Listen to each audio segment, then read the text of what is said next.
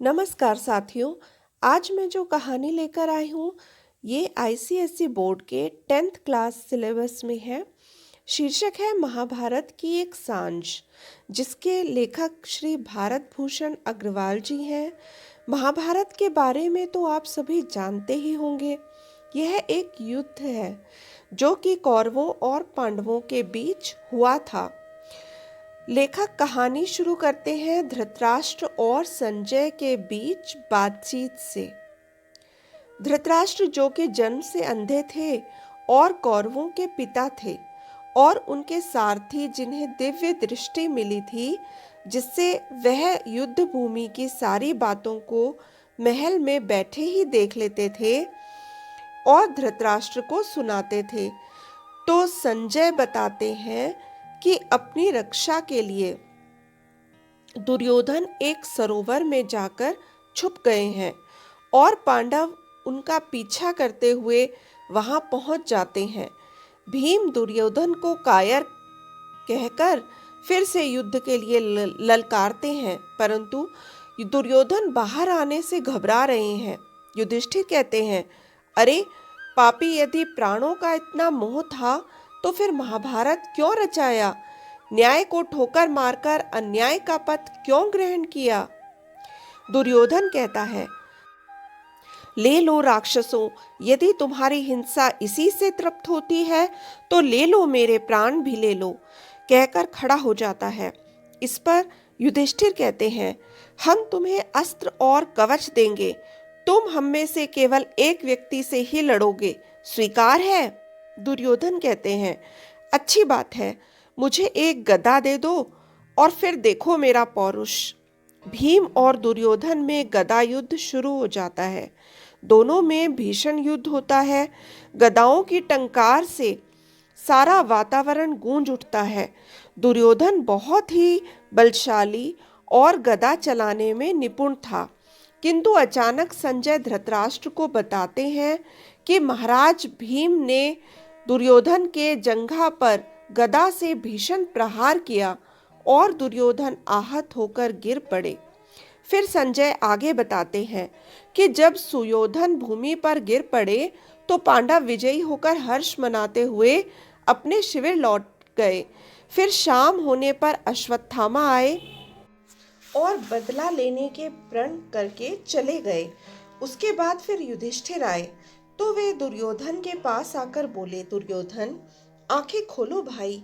दुर्योधन कराहते हुए कहता है, युधिष्ठिर तुम अब क्यों आए हो? दूर हो जाओ मेरी आंखों से। जीवन में तुमने मुझे चैन नहीं लेने दिया, अब शांति से मर तो लेने दो। युधिष्ठिर जाओ, चले जाओ। युधिष्ठिर कहते हैं, मैं तो यह देखने आया था और सांत्वना देने आया था कि शायद तुम्हें पश्चाताप हो रहा होगा। दुर्योधन कहता है, मैंने कौन सा पाप किया है? पश्चाताप तुम्हें होना चाहिए। मैंने षड्यंत्र नहीं किया, मैंने अपने गुरुजनों की हत्या नहीं की। युधिष्ठिर खड़े हो जाते हैं, यह तुम क्या कह रहे हो दुर्योधन? फिर दुर्योधन कहता है, दुर्योधन नहीं सुयोधन कहो धर्मराज, मेरा नाम सुयोधन है। युधिष्ठिर एक आह सी भरकर कहते हैं, मेरे कहने ना कहने से क्या आने वाली पीढ़ियां तुम्हें दुर्योधन के नाम से ही बुलाएंगी।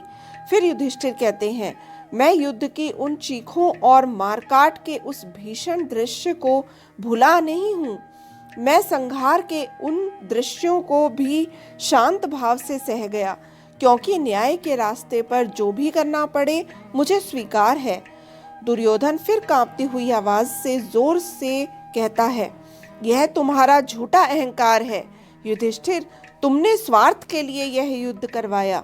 जिस राज्य पर तुम्हारा रत्ती भर भी अधिकार नहीं था, उसी के लिए तुमने यह स्वार्थ का तांडव करवाया। अब युधिष्ठिर जैसे शांत भाव के व्यक्ति को भी गुस्सा आ जाता है और उत्तर में कहते हैं, क्या पिता के राज्य पर पुत्र का अधिकार नहीं होता है? फिर मेरे पिता महाराज पांडु का राज्य मेरा हुआ या नहीं?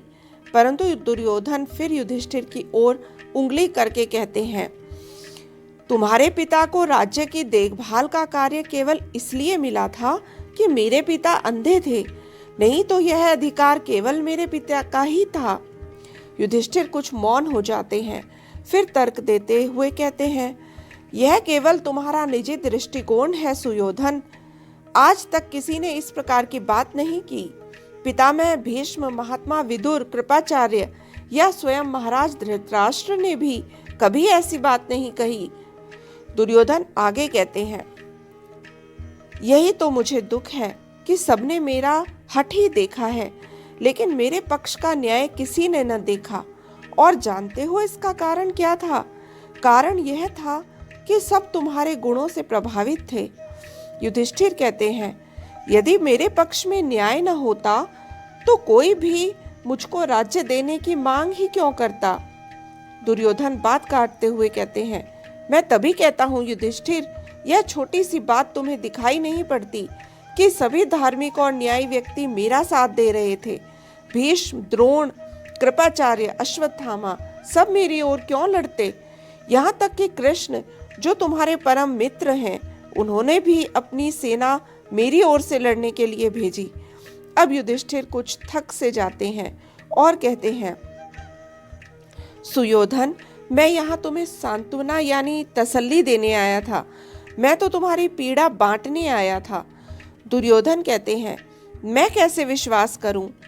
युधिष्ठिर कहते हैं, मैं तो यही जानता हूं कि आधे राज्य पर मेरा अधिकार था। दुर्योधन, सच को छिपाने का प्रयास मत करो युधिष्ठिर। तुमने आधा राज्य होने पर भी राजसूय यज्ञ कराया और फिर जुए में खेल खेल में तुमने ही तो अपना राज्य दांव पर लगाकर हारा था। युधिष्ठिर कहते हैं, अच्छा, और जो तुमने भरी सभा में द्रौपदी का अपमान किया। दुर्योधन इसका भी उत्तर तर्क के साथ देते हैं, द्रौपदी ने मेरा भी भरी सभा में अपमान किया था और उसे दांव पर लगाकर क्या तुमने उसका सम्मान करने का प्रयास किया था? वह जुए में जीती हुई दासी थी। युधिष्ठिर, यह कड़वा जरूर है किंतु सत्य है। युधिष्ठिर कहते हैं, तो क्या अभिमन्यु का वध भी उचित ढंग से हुआ था? फिर दुर्योधन तर्क देते हुए कहते हैं कि यदि भीष्म, द्रोण और कर्ण का वध वीरोचित हो सकता है तो फिर अभिमन्यु के वध में ऐसी क्या विशेष बात थी? पर युधिष्ठिर, मेरे पास अब इतना समय नहीं है कि यह तर्क वितर्क या बहस करूं। युधिष्ठिर कहते हैं, सुयोधन, तुम सच और झूठ, अच्छे और बुरे का अंतर नहीं कर पा रहे हो।